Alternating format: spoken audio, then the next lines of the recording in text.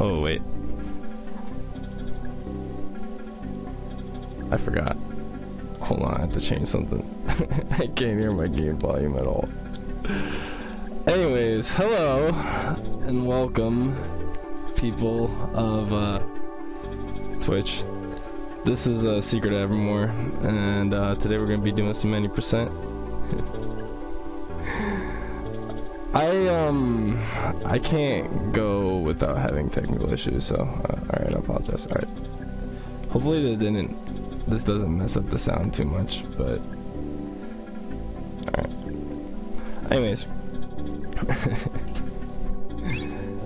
So we're gonna be doing some 80%, so yeah.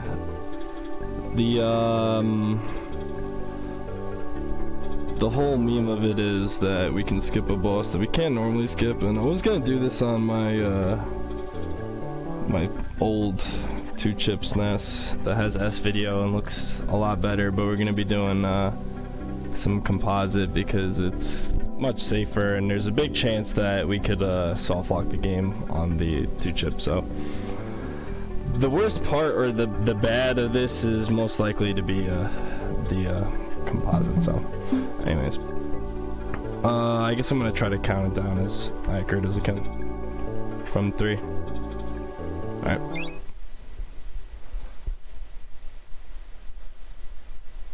So 3, 2, 1, and go.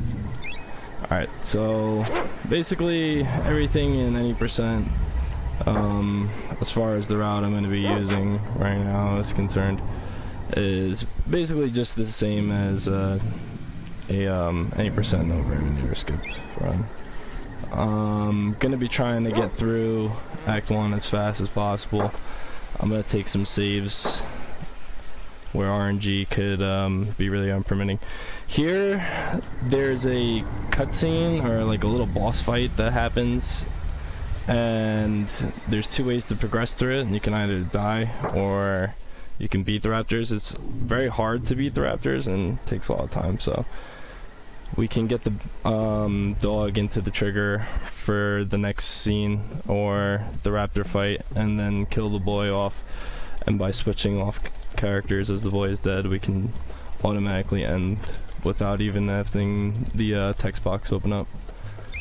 So we're gonna grab some nectar here, continue to make our way down to this other hut.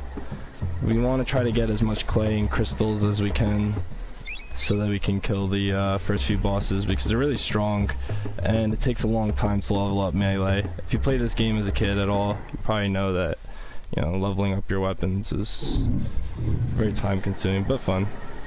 So right there we just did a trick called AI leashing, where we can actually give one of the characters an input, and by switching to the other character and then switching back. So by switching to one character with the input, there's a chance he's gonna continue to go in that direction, so right, and by getting him over the trigger, we're able to switch back and skip it. So we have just enough talons to buy a pedal here, which is the cheapest from the store, and he gives us the Jaguar wing for buying something, which allows us to run. It's very useful. Want to sell everything so that we can get some more crystals later on for hardball. Jumping into the dunes is faster. I should mention also that with the boy, movement is slowest moving up or down, so we want to move diagonally or right or left as much as possible. Right here we can manipulate a pickup. We can't really pick up the ingredient with the dog, but we can tell the game that we picked up an ingredient there, and by doing that and then picking up the clay, it gives us more clay. So rather than getting like 1, we get 3. So here we're gonna get our first spell, hardball, which is gonna be super useful. Buy the crystals we need. We should probably save. Yeah.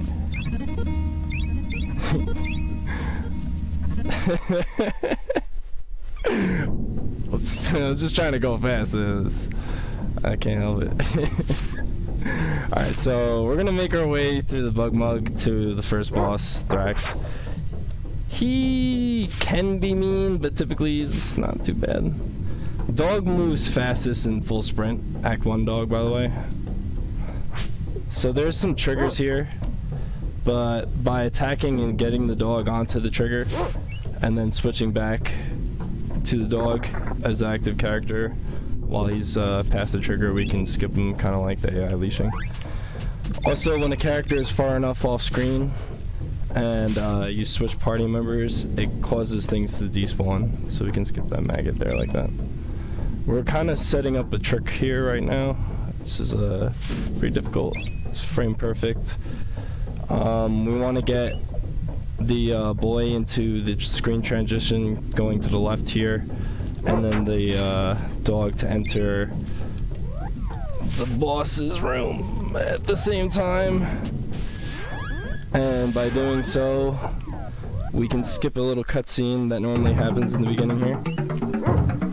And this is one of the first instances of where the game can be really bad, in my opinion, at least as a speedrun. This guy can either die or not. There's a big chance he won't die, but we're getting okay damage rolls. Alright, so I was gonna try to perform a trick there that's pretty, like, can be risky if you do it slow. Honestly, I probably could have got it right there, but I got a little nervous because if you mistime it, you can negate the rolls of your hardball damage, and basically he won't die, so it only saves a few seconds. I'd rather not risk it. Take the kill.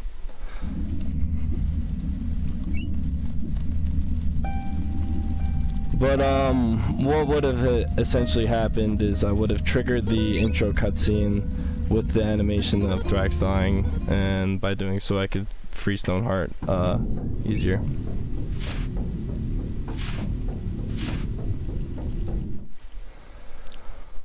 Oh, the sound is loud. I can change that in a second. Give me 1 second. There's a cutscene coming up, and I can just kind of like multitask real quick. Hold on. Let me know if that's better. Hopefully, that should be better. Okay, so we can automatically close the spell here. Acid Rain's a really cool spell, but we don't get to use it because it's not powerful and it's very costly and slow. By kind of like pre-buffering start, we're gonna do 7 precasts here because it gives us a good a good chance to kill Magmar without him he-waving us, which is the fastest solution. So we want to do that. So there's another glitch here, another frame perfect character transition. By getting the dog into the trigger to talk to the guard there, or the, well, yeah, I guess he's guard, and switching to the boy, we can run out without having to cause the cutscene where the Fire Eyes would normally come out of the hut, and they would summon her like, oh, Fire Eyes, whatever, sing her a song, you know what I mean? And you know, we just kind of walk into these random locations, and it allows us to walk into the hut from the top because it makes sense, it's Evermore. And she gives us this long lecture about how she's kind of nerdy too, and we're like, that's really cool. And she's like, yeah, I'm gonna give you these call beads that'll help you, and then I'm gonna take you outside and show you why they call me Fire Eyes. And she does some magic spell, you know, because it's like a Michael Bay movie, everything has to explode. But that's awesome, that's why we love this game. So, and then we go on our way, and we get our next spell, Defend, which we are gonna break really badly. It's gonna help us a lot.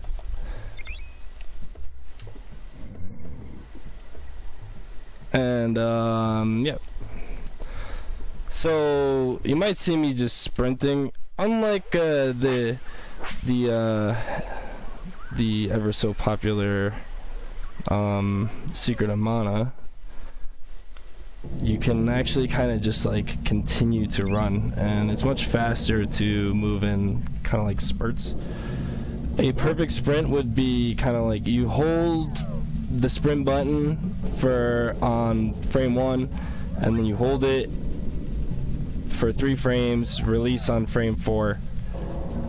You know, it's kind of it's impossible to actually do that properly, but we try to mimic that as much as possible. So you saw me skipping through those rocks right there. We can kind of do the same thing as we do with the maggot earlier. So there's a glitch I would normally do in like a PB run or attempt or whatever here, but it's not really super marathon safe, because just in case the game decides to let this boss live, we want to be able to save. So we're gonna do that.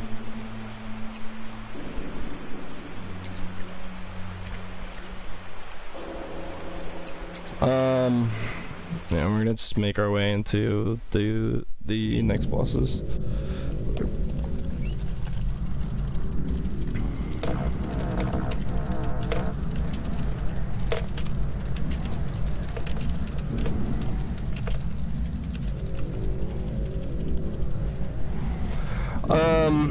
So we're gonna abuse a mechanic here. Oh, I probably should have mentioned earlier too. Normally when you're the boy, you can only cast 2 spells at a time.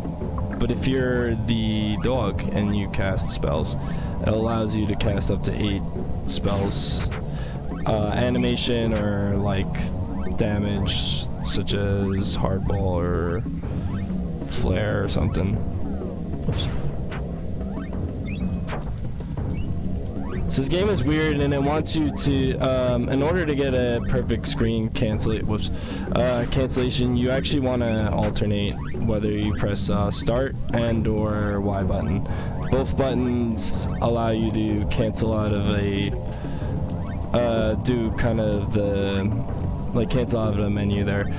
And as you noticed me going into the menu and closing it like that, that's so that we can kind of negate and sequence break the damage rolls, because otherwise all the hard balls would hit, and then Magmar would kind of get mad or whatever and cast Heat Wave. It's not good. We don't want that to happen, because then there's a chance that we'll die.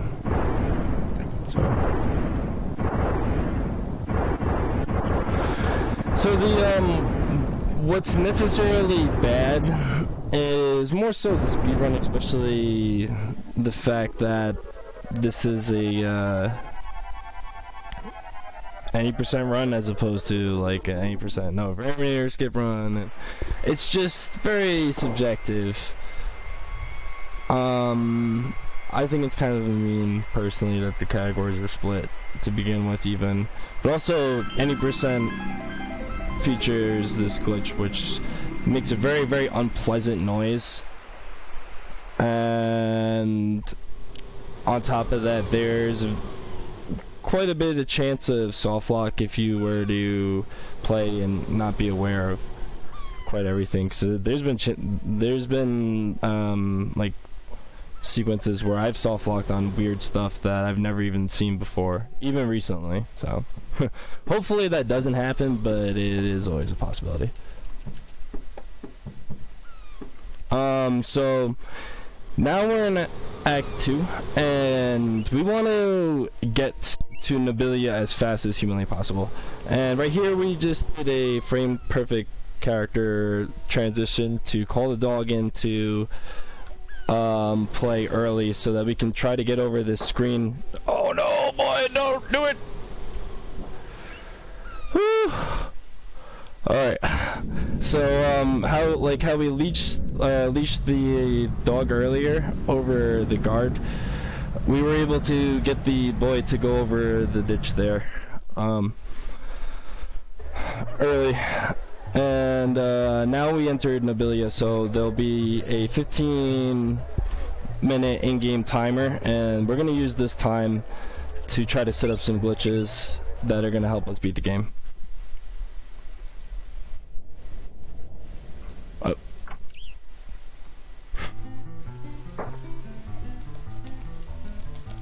I actually can't believe I got early dog like that. That was cool. So we're gonna get our next spell here called Atlas, which is gonna also help us break the game. I'm gonna explain that a little bit more in a second. We need to buy some wings. It's gonna help us do the big glitch that separates the categories on prestigious SRC. And we're kinda, yeah, that's it. We're done with Nobilia now. We only really need to get here super fast so that we could start this timer, because we don't want to waste any more time. So now we're gonna make our way back. You saw me kind of zip through the desert there earlier. I guess I'm not 100% sure of the lore on why it works and whatnot, but the developers kind of left this loophole where we can just kind of screen wrap or zip across the desert, which otherwise it would be very, very hard to navigate across, and you probably wouldn't survive. Also, I should note that we want to open up choice text boxes and the menu as little as possible because it slows down the timer.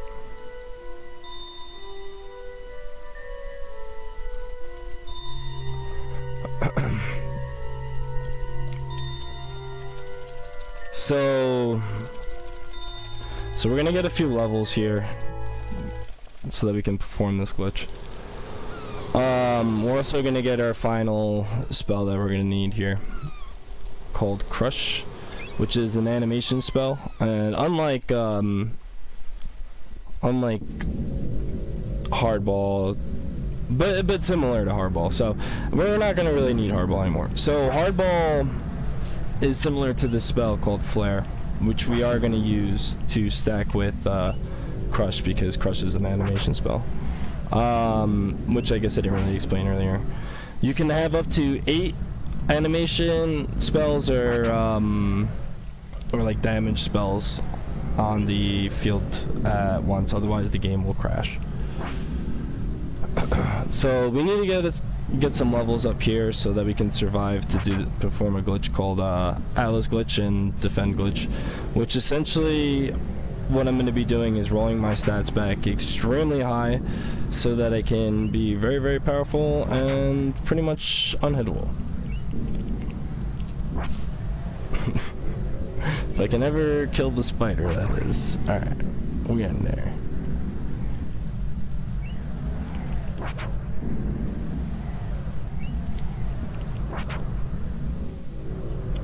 Yo, thank you, DL, for the good luck.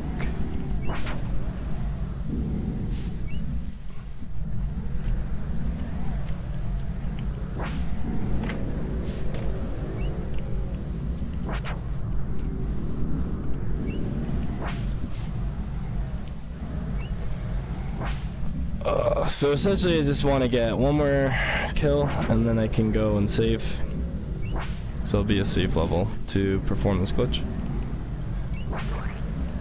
The reason I want to save before doing the glitch is because it would be very time consuming to have to go and get the ingredients and stuff to do the glitch again, or to set the glitch up again. So there's really one shot, essentially. So I think it's 1 in 5 chances to get poisoned by this spider, and we need to get poisoned by the spider, which starts to roll back my stats. Oh, there we go. That's not bad at all.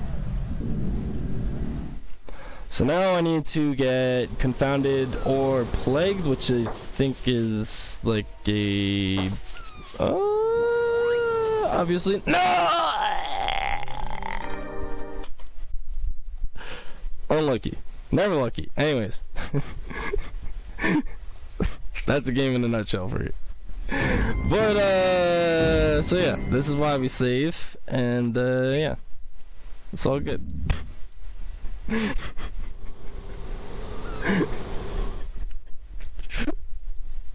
But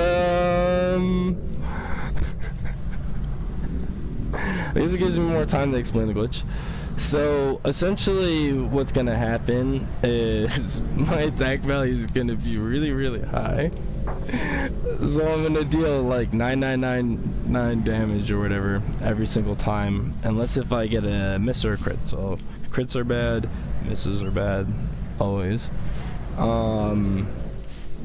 And I also need to do it within a certain time frame, because if you do it too soon after a poison tick, then your stat will be too low and it'll just be at like 0 or something.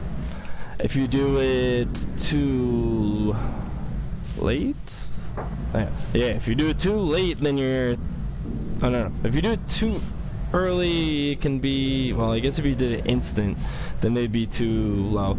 If you did it too early, then it would just be way too high. If you did it too late, then it'd be too low. Or no, it'd be fine, actually. It doesn't matter how late it is, as long as it's not right after a poison tick. I don't even know what I'm talking about anymore. This game just confused me. I was so hyped for a second. Anyways, let's try again. So my hitbox isn't gonna be necessarily completely deleted. It'll be really, really small, I guess, rather. Things like poison, things like the desert or like the sewer corrosion stuff can still kill you technically, but I won't be able to receive physical damage. I've seen some weird instances where I got killed though. I got killed by Sterling once. Even though I had Atlas glitch, which really confused me. It was the first time I've ever seen that. So, yeah, hopefully that doesn't happen. I guess weird things happen sometimes. But, pretty much indestructible if I can ever get the glitch to work. If I mess up right now, I'm probably going to take another save, just so that the timer doesn't get rolled back too far. Because that's the most important thing, is to not have to sit and waste time.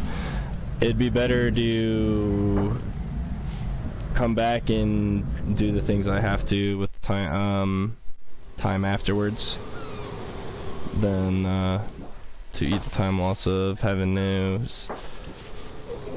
waste all the time from setting the glitch up again. Glitchless category would probably be several hours. I mean, it depends on what you define as a glitch. Really.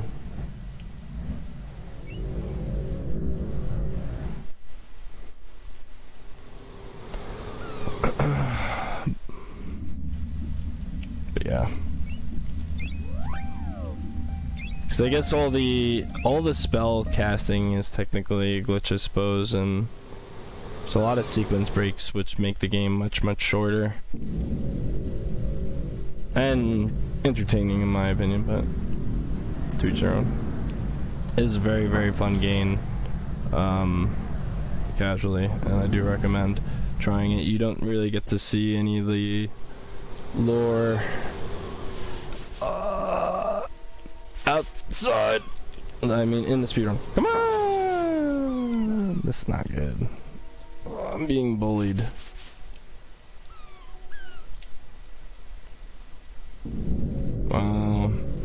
This is kind of why one of the big reasons I would say this speedrun is just bad. So this could literally take me forever and put me severely underestimate if the game was just super duper evil to me. There's a very, very low chance that it'll happen. I mean, I'd have to be really, really unlucky. Although I have been playing a lot lately, so I might have used up all my RNG. And, yeah. Oof.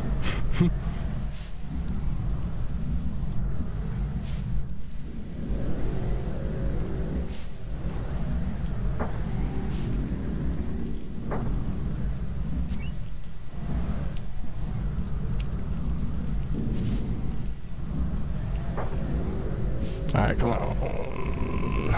This is it. We're gonna get it right now.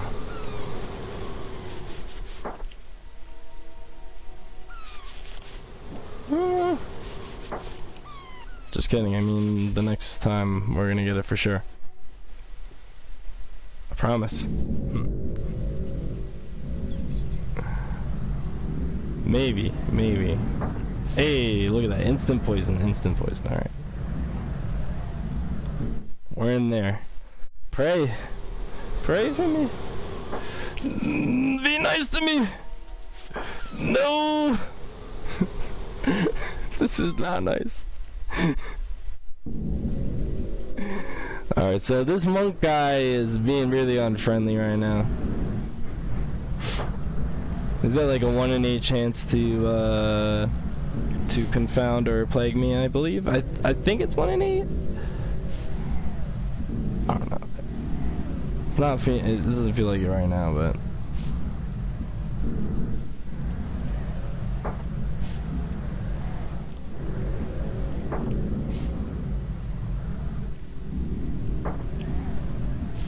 should be done with the 15 before. Oh man, I guess that's alright though. I can use the...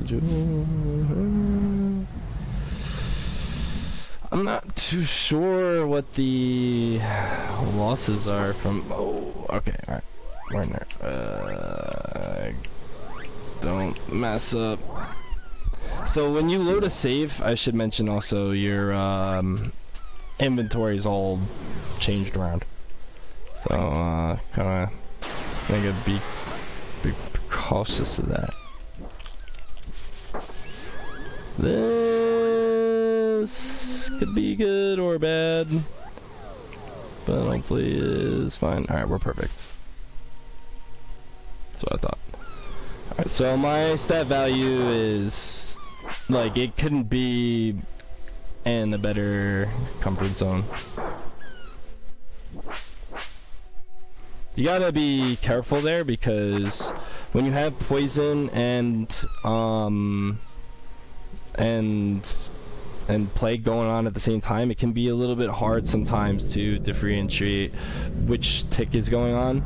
And as I said earlier, if your poison tick is too early, then if you die right after the poison tick, then your stat value will be far too low, because it'll have just started to roll back your stats.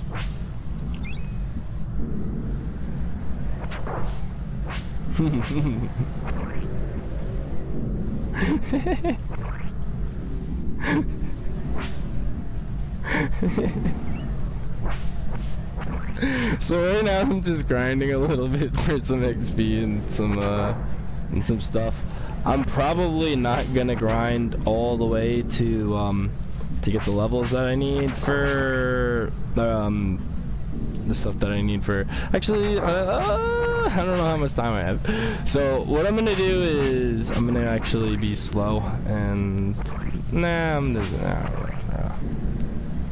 doesn't make any sense. I don't even know what I'm talking about. So I'm gonna grind out some levels. I'm gonna get some crush casts, and I need 35 crush casts to successfully kill Aquagoth. Since we're skipping Verminator, we don't have to worry about him. And a normal 80% no Verminator skip run, we would need a lot more to both level up our crush and defeat both bosses, because we can't really kill them with physical damage. This is why we also need the wings. So I did a strat that's actually a little bit more risky than what I was thinking of doing, and probably should have done and would have normally have done. But essentially, you only have a certain amount of wings to do some things later on in the run, which I guess I'm not going to spoil because it's lame. But we have to cut out the use of some of those wings, and by doing so, it's much more risky by getting... things can happen where RNG can cost us time. So, but we kind of got to take that gamble because we got to save the frames. You know what I mean? Yeah. Anyways, so we're gonna be making our way back to Blimp in a second because he's gonna sell us the ingredients we need to cast Crush. And during this time, we're also going to take advantage of being on the micro timer. We need to open up the menu to precast Crush regardless.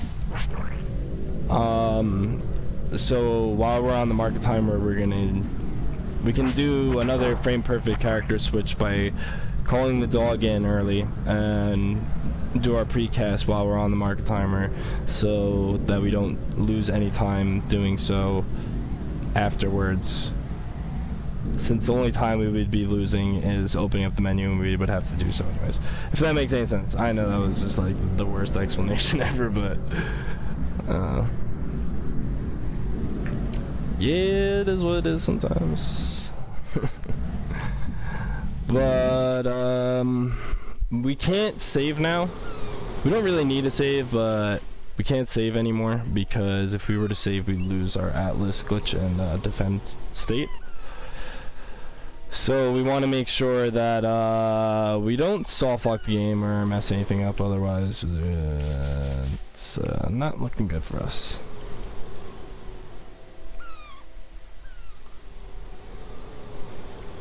Well, at least we got the trick first try when it mattered. I forgot to buy the ingredients! Never mind, hold up. I am completely forgetting what to do. Alright. So there's a glitch here where I could try to manipulate these ingredients, but yeah, remembering stuff is hard occasionally, sometimes, most of the time, usually, maybe. Anyways, we're gonna bring the dog back in here again now that we have the proper ingredients to do the precast. Yeah, it wouldn't be Evermore if the dog wasn't yawning when you were trying to get him to do something. That's why this is an amazing speedrun. And I do recommend everybody try it. It's pretty easy to pick up, but it's frustrating at a high level.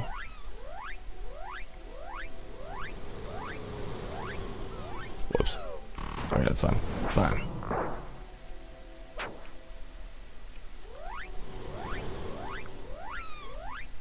Whoops. No, it's too many. Alright, whatever. I should be focusing right now.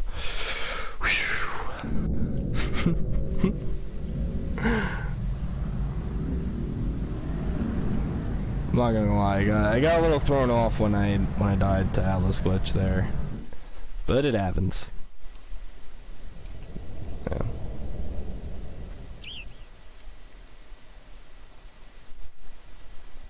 This guy's still gonna sell me an amulet, alright? It's the only thing I'm not sure of. That's why maybe I should have did that first. I don't know. Hope not. I hope he sells me the amulet. That would be so bad. No, I went up top. That's why. So there, you can get cutscene RNG here. There's a few different things that can happen. You can always go, if you go up the top, you always get the same pattern where he just goes right and the camera pans down a little bit. If you go to the entranceway on the right side, you can either go down or to the right. Going right is the fastest, but going down loses like 7 seconds. So yeah, we reunite with the dog. Now we're getting ready for our next boss fight, where we're gonna finally flex our powers. Want to loot these here so we can set this room up nicely, so that we can try to reduce scroll frames as much as possible. Put the dog in a proper spot if he'll stay, which he didn't. It's alright, not too bad. But This fight here also has soft lock potential, which I haven't seen happen in a very long time, so everything should be alright. But hopefully, now it's not the time. But yeah.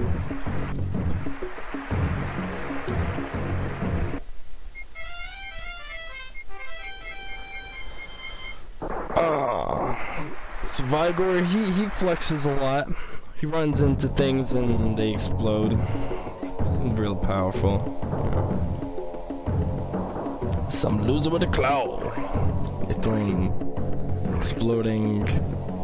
green exploding rocks at me. Alright, so we want to run behind this guy, hit him. Go behind him, hit him again. Alright, we got him. Woo! That's actually the first time that I've gotten the quick kill strat in quite a long time, so feels good, man. I've been messing that one up like all week. We want to try to keep the boy as far to the left there as possible so that he has to walk into position for this cutscene as little as possible. Saves a few frames. Pretty nerdy when it comes to this game, so you know, do small stuff like that, but literally anything can kill your run. It's like that saves a few frames, and then meanwhile the game can just be like nope, and then your run is dead.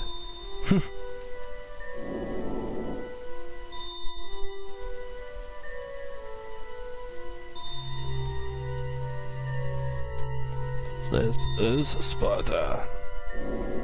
So yeah, we flexed on Vigor, and now he's done. And we're gonna make our way to runes, which is probably the most difficult segment in the game. It's pretty Monka-esque and might take a lot of focus. I don't know. We can do RDS here a lot easier with the dog by keeping the dog over there by Nobilia. And alright, never mind, we don't need to because we just got it first try, which is slightly faster, but you know, if you have to set it up, then it's not that good. But things happen sometimes. So there's a lot of RNG that goes on here, and a lot of really horrible things that can potentially happen. Oh, like this. Alright. But you know, it should be alright. So, oh, that's not what you want to see. Alright, that's okay.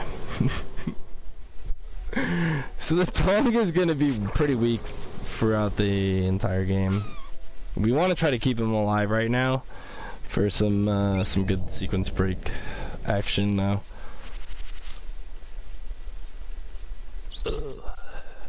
So we can use the one of the buttons we have here in the game to sniff, which keeps the dog in place. We switched the behavioral menus earlier in the run, so that the boy will be on an aggressive behavior and the dog will be on a defensive behavior. A little over a year ago or so, we used to switch this back, but thank you to our boy Skarsnix, we discovered that it's actually much faster in a few places in Act 2 here, or just throughout the run actually, if you're lucky enough to have the boy leash aggressively, then use the dog for things. And also switching over from character to character, it takes about like a second because the dog is just naturally slow. We're going to be getting the spear here soon too, which will be the fastest form of movement with the boy, so we're going to try to stick to using that as much as possible. So there's a really difficult AI leash coming up here. A lot of different things going on the screen that can mess me up, and let's hope for the best. Alright, that was actually pretty good. I switched to the boy there because he followed, and it's just much slower to have him come through the trigger and then switch because the dog has to walk up. Oh, man. Yeah, so Dogo's being a good dog right now, for the most part. He's doing what he had to do, staying alive. So here's a big skip, or one of the more recent big skips that were found. Ideally, we want the boy to go over the trigger and stay over the trigger. Alright, so he went off the bridge, which kind of stinks because now I have to do the older strat, which uses up another wings, and because I'm doing Verminator skip, that can be pretty costly, but should be okay. So we want to continue to just make our way through this room. The ruins is essentially just a series of trying to activate buttons so that we can get to the boss to progress. So normally we would have the dog at the doorway there to leave the room, but we couldn't do that, so we had the wings out. Yeah! Alright, don't fall off the ledge. Alright, so yeah, falling off anything invisible here is very, very time costly, and we really don't want to see that. So I found this time save that saves like a little over 10 frames. I've gotten close to 20 frames faster now, which that was like executed pretty perfectly. But it's really, really not too worth it, but it's fun and looks cool. We can just kind of go underneath his sprite and attack him. Whereas normally we would hit him up and then have to walk up a little bit. So now we're going to make our way to pyramids, which is also one of the most difficult segments in the game. Alright. Didn't fall off any of the invisible bridges, shoutouts to that. If I were to have done that, then I would end up in a cutscene of about a minute-long dialogue, so it's not ideal. So far, I have not messed up Verminator skip once on my SNES Junior.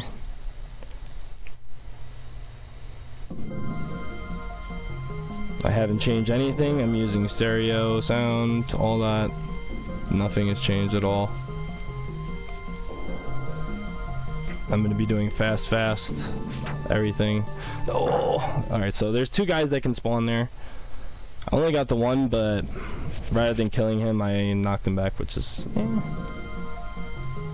So there's a backup wings here we're gonna grab for the route. Also, I should note that I left the dog there for another frame-perfect character switch. I'm gonna switch to him. Get him onto the trigger for this platform. Menu up, just so that I can menu to the spear later again, real quick, because we're gonna get an axe that we need. Another quick backup wings that you could grab. I picked that up mainly because, so there's what the task does is, instead of getting spells, the task gets a drop there, which gives them a drop of like 99 jewels or whatever. And there's a glitch where you can pick something up like a currency, or so every level has a different currency. So you have the talons, the gold, the jewels, whatever you use for trading. And if you pick that up within a small time frame after, or you pick up an ingredient within a small time frame after you loot the currency, then it'll give you that amount. So it just gets 99 call beads. And I wanted to see if that would actually work, because I probably would have lost my mind, to be honest. So yeah, I did a bunch of frame perfect stuff that I didn't really explain there because I'm bad. We're gonna do another sequence break here. Normally this guy comes down and does a long animation. We have to wait for his thing to go back up. It's not ideal. We don't want that to happen. We want to just kill him while that's going on. So, like how we broke the spells earlier against Magmar, we can do the same thing for this guy. So we get the Diamond Eyes, which is the next major key item that we need in the run. Let me try to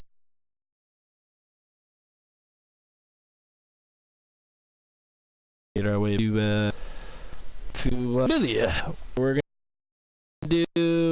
right here in the game, and the boy is being mean, and the boy is being good. All right, that was really good. This run is going pretty well. If I had gotten the first try Atlas, honestly, this might even be this would be a really good pace, probably PB pace, to be honest, but it's all good.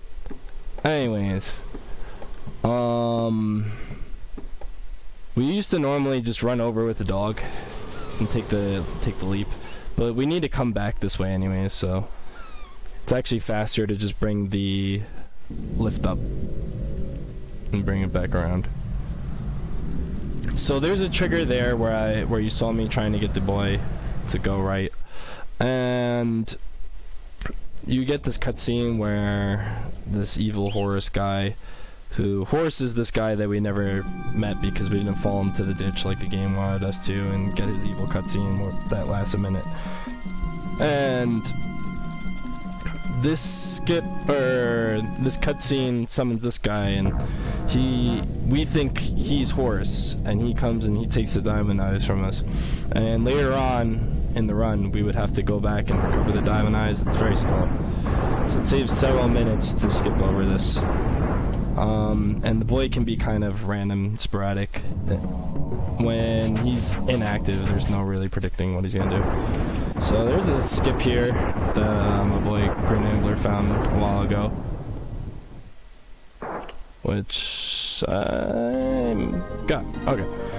So by combining the little fanfare thing there and the explosion of the bridge, we can move the dog all the way up, and since the dog is really slow, we want to get him as close to the exit as possible, and it causes the screen to transition out a little faster.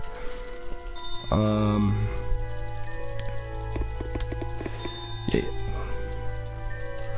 So I mean, I wouldn't necessarily call Secret Evermore super obscure. I think it's certainly overshadowed by Secret of Mana. I think that it can be kind of obscure in the sense of there's many great action RPGs out there, and I feel like Evermore doesn't really get the day of light that it should. Although I will full-heartedly agree that the speedrun is bad. And this composite video is bad. And I mean, this run's going pretty good actually, so I'm happy about that at least. We didn't soft lock, but yeah, Secret of RMG. Anyways, we're gonna make our way back over towards the like ruins area, because the good Horus guy there was explaining to us how he thinks that a passageway leading to Podunk. Alright, so I haven't explained the lore at all. I guess I should explain a little bit of the lore. So we didn't get the skip, reverse desert skip here first try with the boy. So by keeping the dog up there and then switching to the dog and then running up, we can automatically get it every time. So right now, it's a boy and his dog, and we came from this village. His dog was meddling around, kind of like Scooby-Doo, and he ran to the secret scientist lab thing, and they got zapped into Evermore, and now they're trying to go back to Podunk. So Horus is like, I think we can. So Horus and Fire Eyes and all them, they're all from Podunk as well, and they're trying to like help me out a little bit. So he's like, let's go over this way, you know, and then we fall down this giant waterfall, as if we didn't like fall down the giant waterfall already at the beginning of this act. So we fall down this giant waterfall and survive unscathed somehow, you know. That's how it is, man. It's good times. That's how it all started in Secret of Mana. That's how it, you know, how it's going down now. So you want to try to get the dog as close to these portals as possible, because if he's far away when we step into them, the dog's gonna have to walk over real slowly.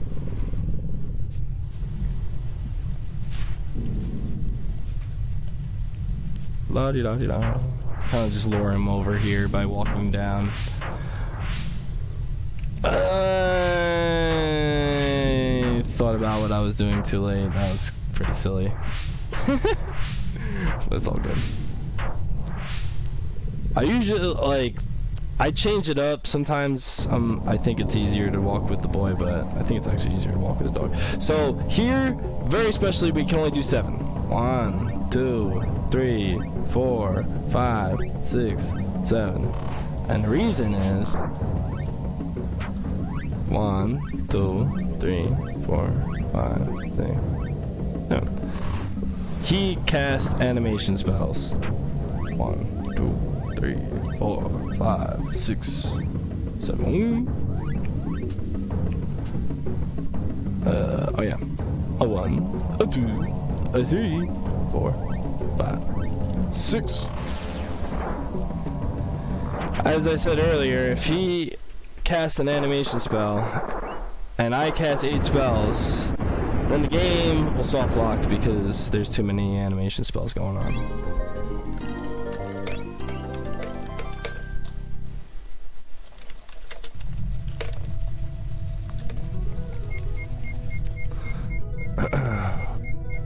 So this is the end of episode, or act 2. And now we're done casting spells. Hopefully. If you don't count wings. But I mean, it's consumable, so let's be real.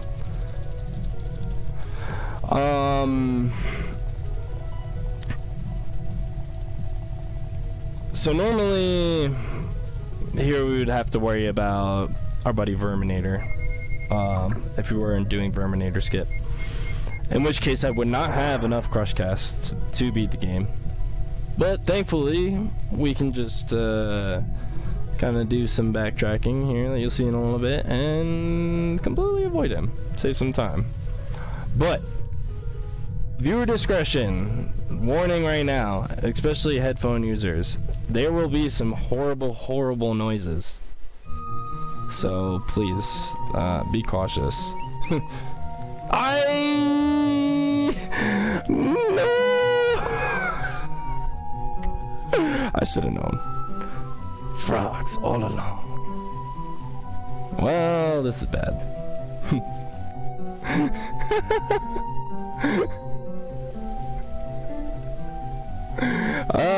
So this is why you normally want to do all your quest item purchasing beforehand.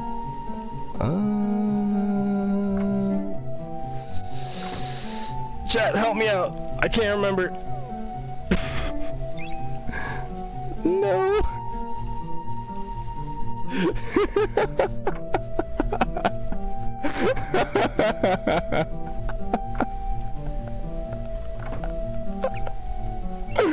I gotta remember the backup. I have not had this problem in so long.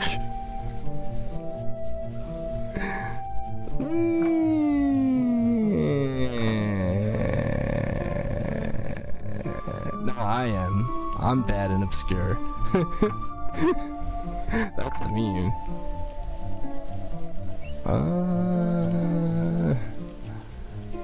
I can't remember where it is.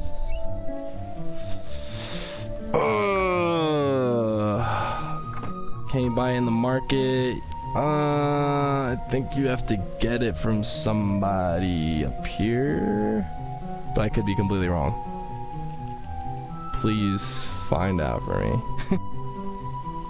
Lance's house. That's what I thought. Where is Lance? I can't remember.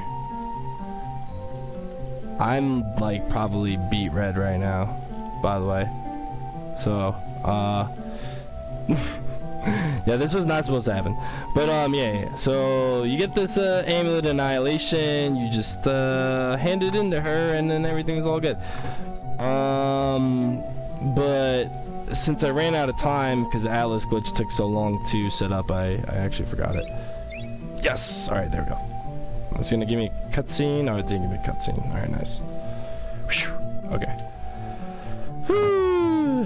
Anyways.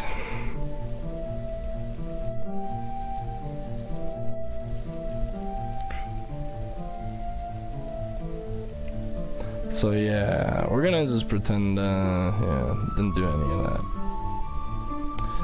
So we hand this amulet annihilation into this nice lady. Eventually, when we get back there.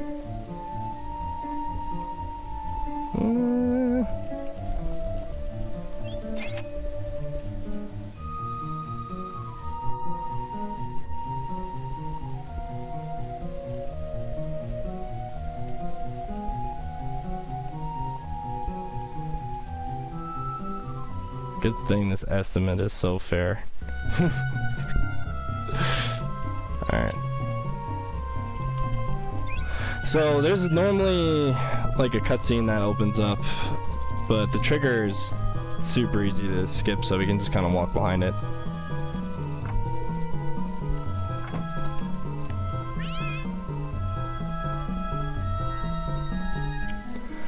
And now we're entering the cutscene gauntlet,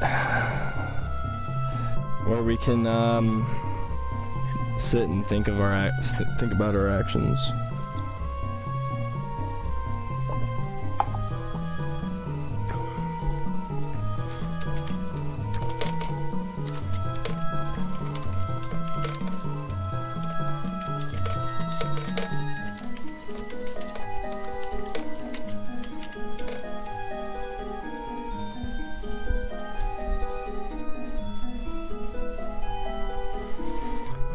Alright.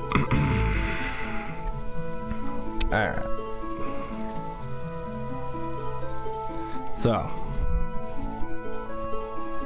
this guy is telling us about the secret Mongola and the final exhibit for the first time ever. Pigoodle.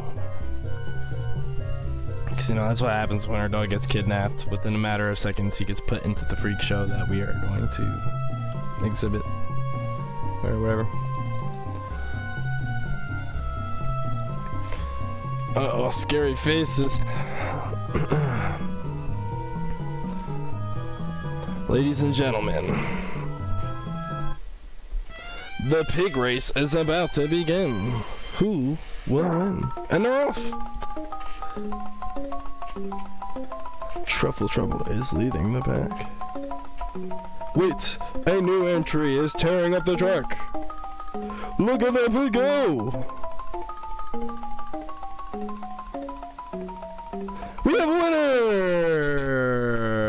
Who owns that pig? I guess I have to mash now. Aw, man. Right. Anyways. Mash. Oh, something I should mention. Game isn't too bad on the mashing, considering you can use all 4 buttons plus start to mash text, so it's pretty easy on you, as opposed to a game where you'd only have to mash text with like 1 button or something.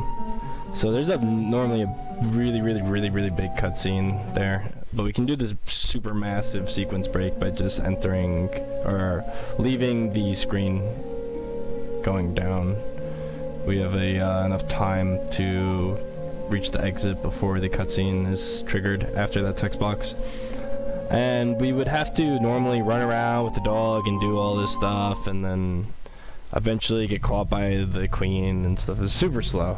But, so we can just, enter the next boss. So this is a situation where wings would actually be super helpful. We got perfect RNG there, which is actually awesome.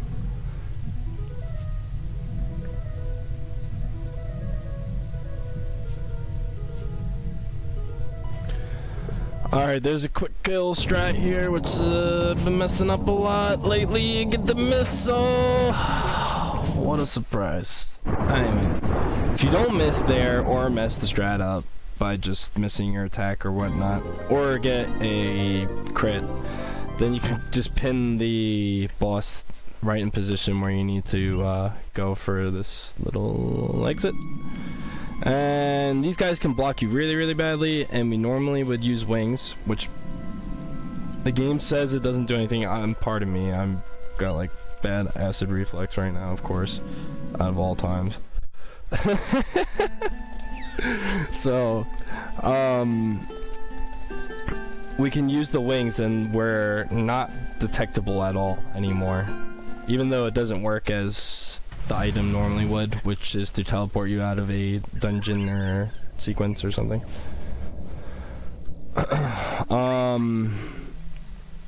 Now we're kind of just navigating ourselves through this giant maze, which there's not really much to say to it.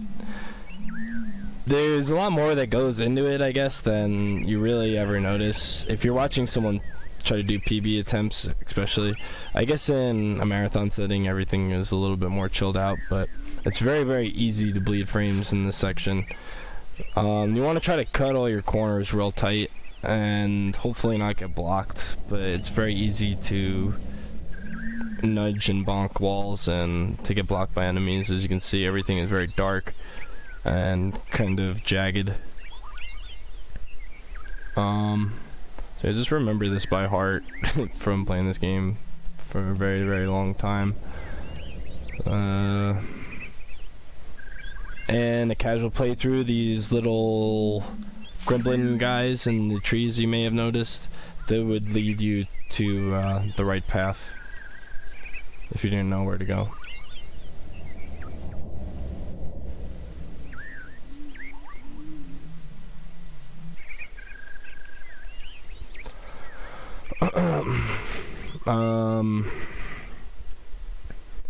This fight, this was an interesting fight. I like this fight, kind of. There's not a super high chance these guys can dodge. They're like the shadow version of you. Later on, you'll see them again later. And another counterpart, which is much, much, much, much more difficult. But thankfully, we don't have to fight them here. So he's gonna give us the sword, but we're gonna switch back to the spear because the spear is faster. Whoops.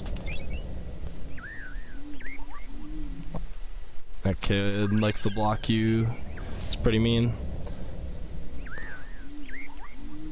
For the most part, you can get through every screen, or almost every screen. I'm not sure which ones you can't, actually. But just about every screen you can get through without having to re-sprint. So you know your movement's good if you don't run out of sprint at the end of each screen. And then yeah, other than that, there's really not much else to say to this segment. It's kind of a nice break because at this point there's like a lot, you're like in between of a lot of stressful stuff, so you're kind of just like focusing on movement and stuff, which I think is a very appealing thing in this game. So this guy can give you a few patterns. Him coming right to us is technically the best thing. What you want to do is just go straight left. I messed up a little bit there, but so we're gonna be entering the sewers here, and then rather than going through the sewers and the village, we're gonna exit back, enter the forest, and then we're gonna use wings and teleport out.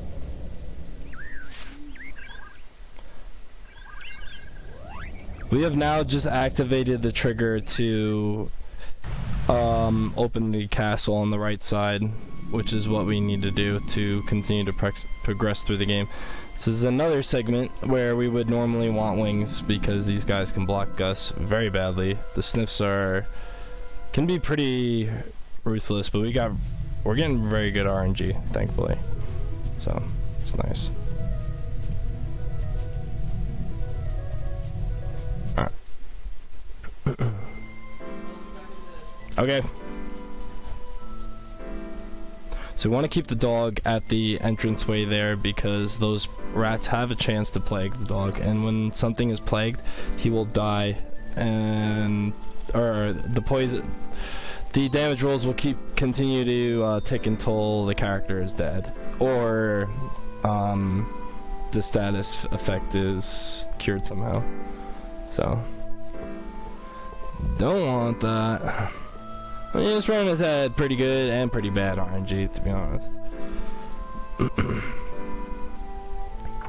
You can use there's a spell you can use to cure plague, I'm pretty sure. I can't remember.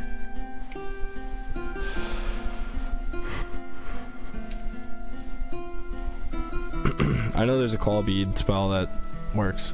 So we can continue. Basically, everything here continues as normal. There's going to be a really bad sound where we would be re-entering the prison, because normally we would go through the prison beforehand. And you would do it in a completely different order, actually, since we did banquet skip. We won't even be entering in either of those ways, so. But yeah. So these guys are really cool looking, and then they come to life. Oh my god! So we gotta kill them. Progress, you know, natural RPG stuff.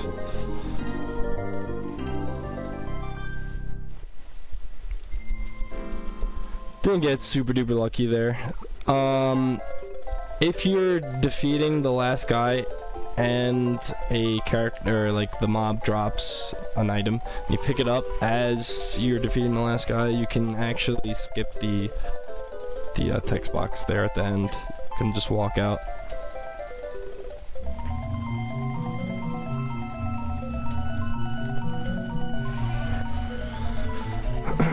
Alright.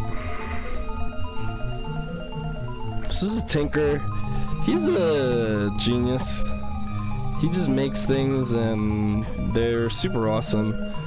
So like right now he's showing us how the queen is evil with his telescope, where we can, you know, listen and hear. Or I mean where we can listen and see. So yeah. It's pretty cool. And then we're like listening in on our conversation with his mighty telescope. And I'm like, man, she really is me. And he's like, yeah. So you should help me defeat her, and I'll make this crazy magic contraption for you. I was like, okay.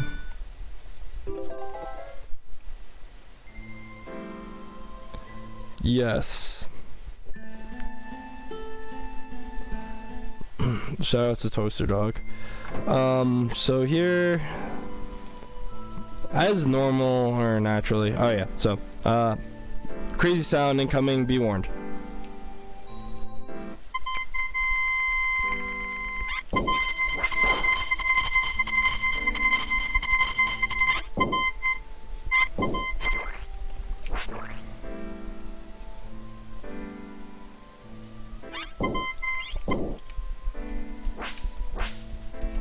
No, don't run away from me. Oh, well, yeah, it happens. Alright, so that could have been much worse. Those raptors have a pretty high evasion rate, and when you miss, they tend to run all over the place, and you don't want that. So here we're trying to conserve our run. It's always best to use your run as full as you possibly can, of course, since, you know, P-sprinting is not really like RTA viable. We're gonna break this barrier, and this is the last time we need the axe. So we got super RNG section coming up here, so get your praise ready in chat. If we didn't get manhandled by RNG earlier, we're in for a treat now. Hopefully not. Or hopefully a real treat. That's a pretty good pup. Look at this. Hey. Stay away from my dog. Hey. Alright. I like how this is going so far. So we really don't want this guy to grab us. No matter what happens, we really don't want this boss to grab us, because that's when things get kind of scary. And also there's some soft lock potential.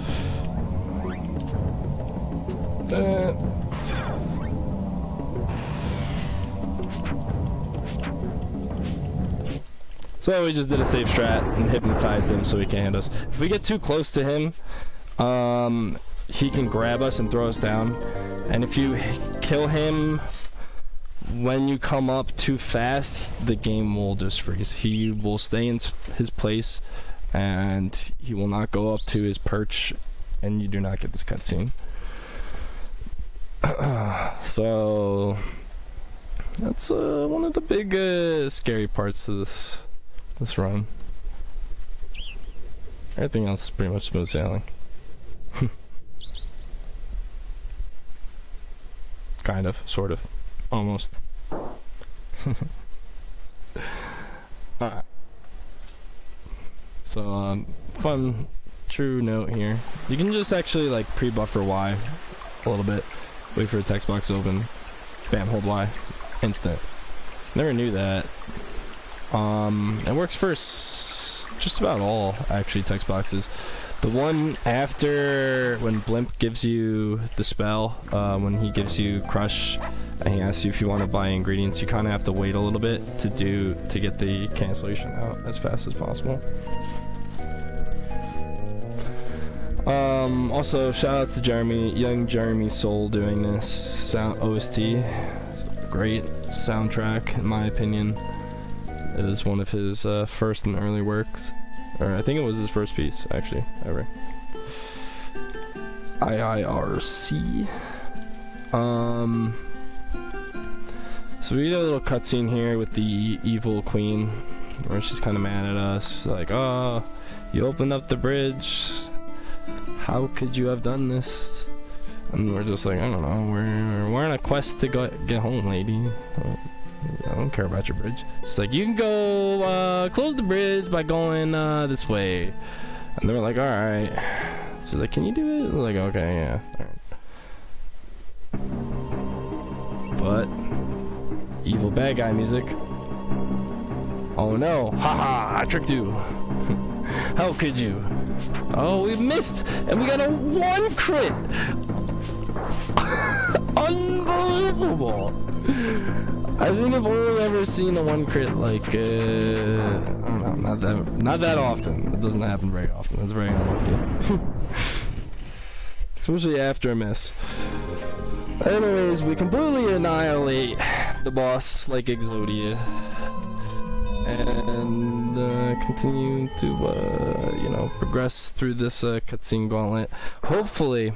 So, I didn't really get into too much detail about this earlier, but there's a few sequences, or few situation, whatever, you know, points in the game where you can get a different cutscene variable, cutscene RNG. This is like the worst one. So every single character can decide to go up and around if they wanted, but alright, everybody was cool about this and just went the right way. But yeah, the character's pathing in this game can be really wonky, and in certain situations the guys will just go all over the place and take forever to get to where they have to go. And that's kind of the worst one there. It can cost up to, I think, 16 seconds or something if it goes as horrible as possible. Could be wrong on that. Don't quote me on that. I'm not 100% positive. It's a rough guesstimate. I don't remember the numbers anymore. I mean, everybody kind of always wants to see the bad King RNG just because it's like, why would they do this? Why? But that's why this game is bad, because you don't even know if it's going to happen. It just happens. There's no reason. There's no explanation.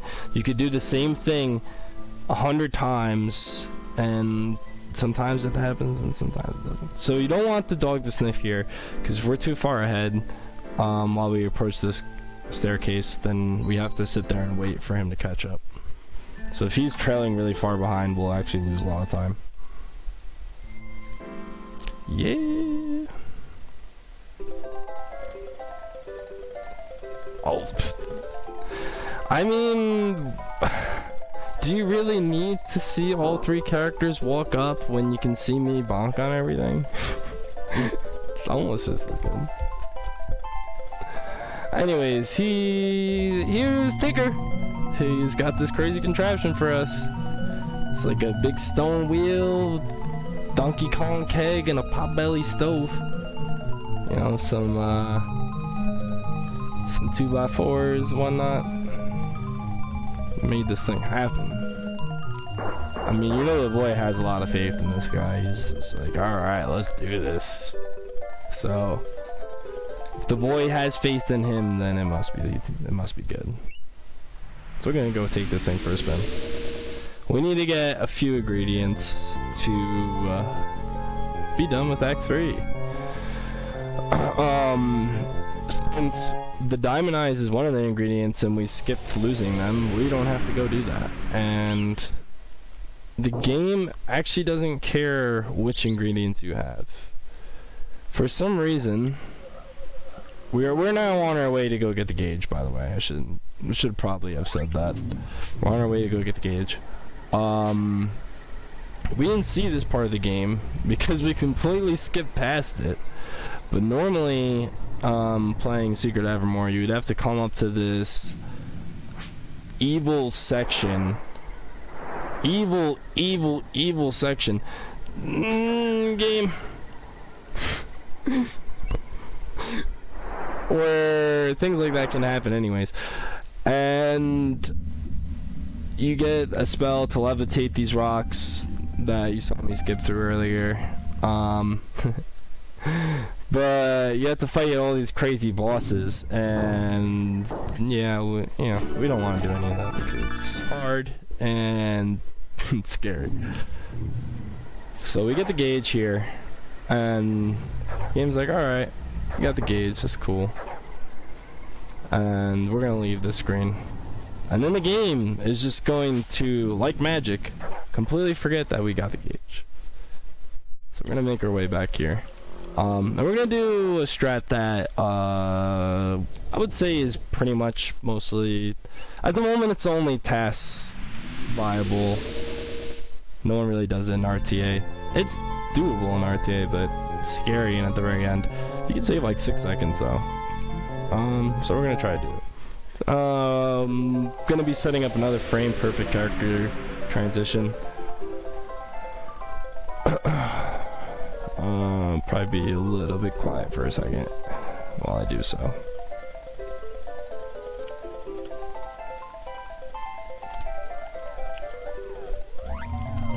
Hey, and I got it first try. Wow, so I actually saved time doing that, and in a marathon. That is actually pretty awesome.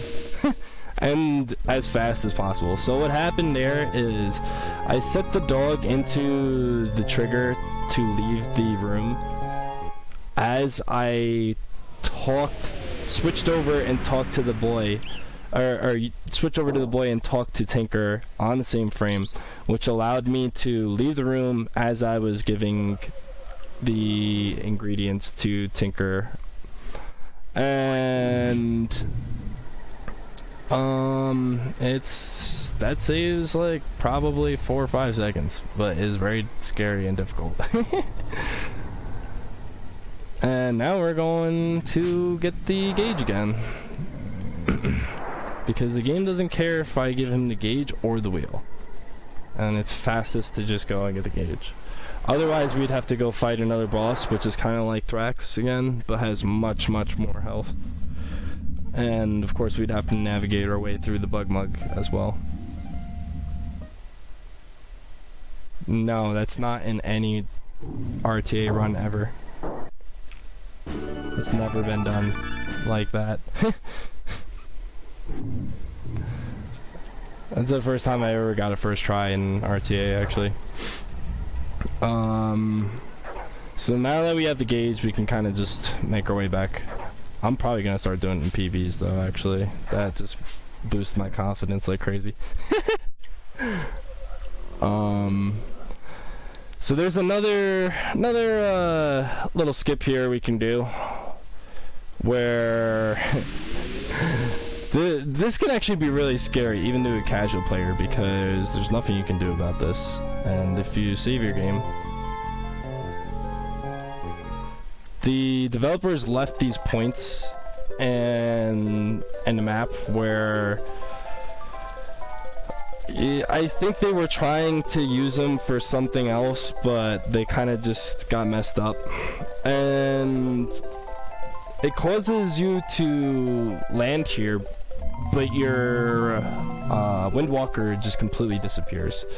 So if you were to save your game after landing here, there's actually no way to get your Windwalker back, and you'd be stuck here if you didn't have the ingredients. You can never get to Act 4. So this is Act 4.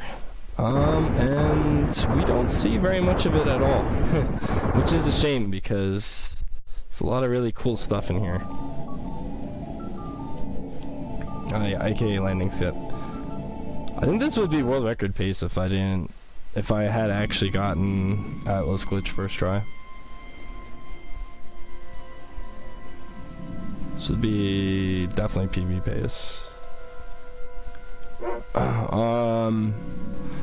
So we got Toaster Dog now, and we're gonna just switch to him because he moves infinitely fast, and that's awesome. Oh, but we can still get slapped up by tentacles, and that's slow. We don't like that.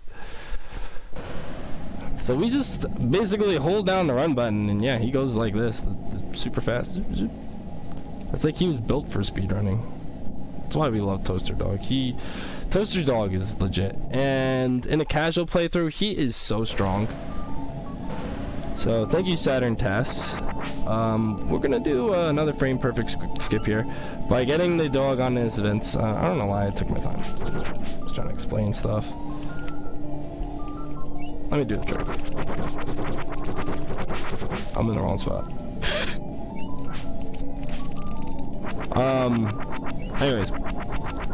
So by getting the dog on the sloot there and hitting the other frame of a kit, so switching characters and then hitting the action button on the other frame while switching to the other character, we can skip through all that and just enter the sloot without having to activate a bunch of switches and stuff. That was probably a really, really bad explanation. I'm sorry. This is hard. Anyways, so Toaster Dog's super duper fast, and normally we'd have to swing those bombs up to kind of attack the subwoofers and the fans. But since Toaster Dog's so fast, he can just like hover over the trigger, and we can lure the boy onto the trigger by being there with the Toaster Dog, because he follows. Whew. So now is the big like RNG boss rush finale. We'll try some pretty cool optimal strats here, where we're gonna try to just keep guys in position and annihilate them just like we did right there. Yeah, there's really nothing to do in this part here other than try to get lucky. Ideally, I would keep Toaster Dog off screen as much as possible because he produces a lot of lag.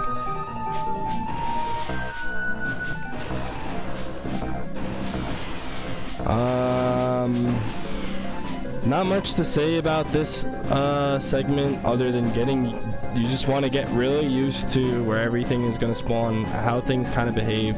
You can't really predict them because it's kind of erratic, but I mean, you get better after a while. These can be really tricky. The metal rangelas are probably one of the scarier parts, and we're getting really, really, really, really good at RNG. So now we want to kill the Roomba. We didn't want to kill him earlier, otherwise it would spawn a bunch of spiders, which produces a bunch of lag and takes forever. But we don't need him to stay alive anymore.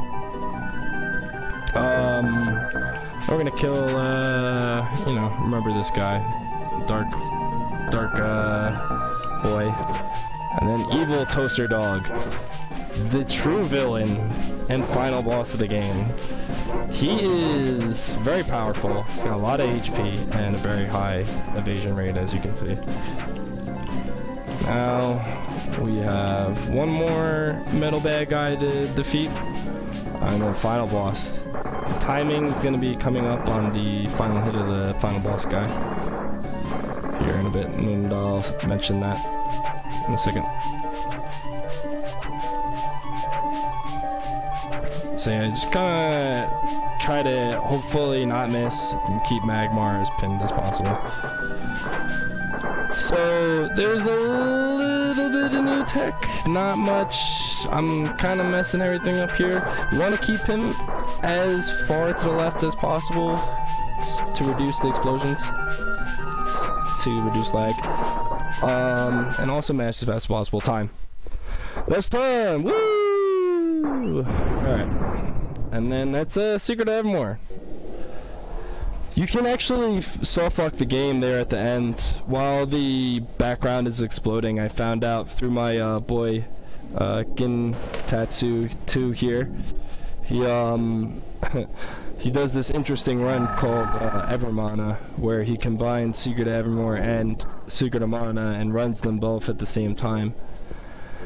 And you can actually soft-lock the game if you run up early while the wall is exploding. You get stuck in the wall and you can't leave. So that's another interesting game breaker. I just recently found another one where I pressed start while the game was starting to load up, like just on some weird frame, I guess, and the game had the noise like the game was gonna start, like the you know what I mean, the one we all know and love. And yeah, the game just was black and did not start. I'd like to give a big shout out to all the RGBF RPG Limit Break staff and community, you know, for giving us the chance to do this. Awesome. Shout outs to all the moderators and help. Shout outs to Palmer for having this event. It's awesome. I think this game is definitely truly underrated and deserves to be showcased more. You know, Secret of Mana definitely gets its airtime, but this one is I don't know. It gets a worse rep than it should.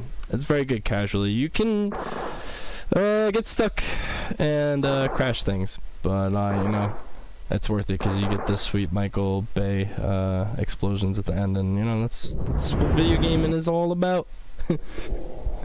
Anyways, thank you everybody for watching.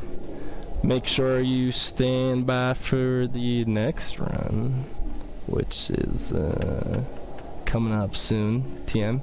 I don't know how to pronounce it at all, so I'm not gonna even begin to botch it. But thank you guys for having me. Yeah.